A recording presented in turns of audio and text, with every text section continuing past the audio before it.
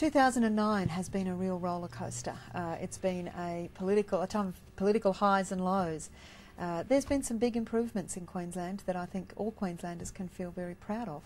A significant improvement in our literacy and numeracy performance, reductions in our hospital waiting lists, big infrastructure projects making a difference, the congestion around the airport largely solved by those roads opening.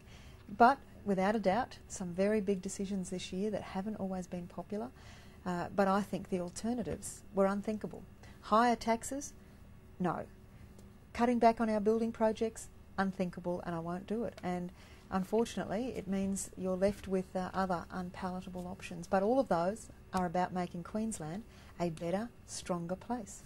Wayne Goss said you need some clear air to break free of the choppy white water, yet there appears no end in sight. I'm looking forward to 2010 with a great deal of excitement and optimism. 2009 has been a hard year for all of Queensland, with the global recession impacting on some of our big industries, tourism, construction, families hurting. As we go into 2010, I can see the signs of economic recovery. It will be slow, but it will come. I can see on the horizon some of the big projects coming to fruition and making a difference in livability right across Queensland, and better services around the corner with new hospitals opening. This is a time of growth.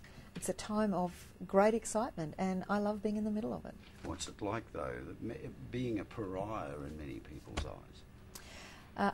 I understand that being in this job means making the decisions that are right for now, for next year, for 10 years, for 20 years' time.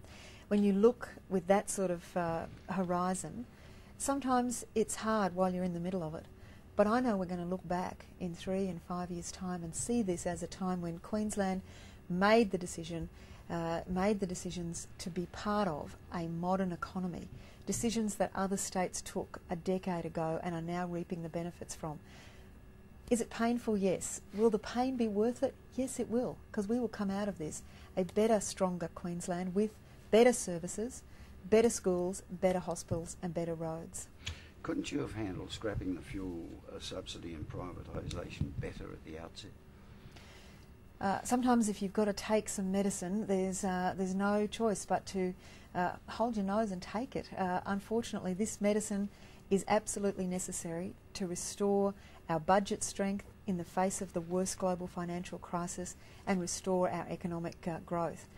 Will that be restored? Yes, it will. Will the pain be worth it? Yes, because it will see big private investment come into iconic Queensland companies like QR. We will see that grow rather than stagnate under government ownership. We will see that then returned to Queenslanders in the way of dividends, like better schools, better roads, and the things they want for themselves and their children. It just seems such a shock to Queenslanders. One day there was no real hint of asset sales. Suddenly you come out with an announcement. Do you think you should have taken them into the confidence a bit more, explained it at greater length than just sort of saying this is happening, this is the chop? I think it's easy to look back on 2009 and forget what it was like at the beginning of this year. We had a world economy spiralling downwards at an unprecedented rate. All of our major trading partners collapsing into recession. And the Queensland budget was feeling all the pressure of that. I very openly and honestly went to the people of Queensland and said, whoever wins this election is going to face some tough economic times, and what this state needs is political certainty, and we need an election so that whoever is going to manage this in these turbulent times can get on with the job of doing that, rather than 9 months of ongoing speculation. We did that, and I wish that the greedy bankers in Wall Street had never done what they've done over the last few years that's ended up with all of us paying the price. But this has happened to the world economy on my watch, and I have to make sure that I make the right decisions. They're not easy. I wish they were. But what will be there at the end? A Queensland that is stronger than the Queensland we're in today, but a Queensland that's even more livable and a better place to bring up your children. What would you have done differently this year then? This year has been a year of ups and downs. There's some decisions like the federal government's decision on the Traveston Crossing Dam, which I found very disappointing. I think it's the wrong decision for Queensland at this point in our growth. But you don't sit around and moan about these things. You get on and you jump the hurdle and you find other solutions, and that's what we're in the process of doing. With your popularity taking a dive and all this constant pressure like this today in the Australian, it just seems to be drip, drip, drip. Did you discuss the option of getting out with Greg? I went to the election earlier this year in the toughest of economic circumstances.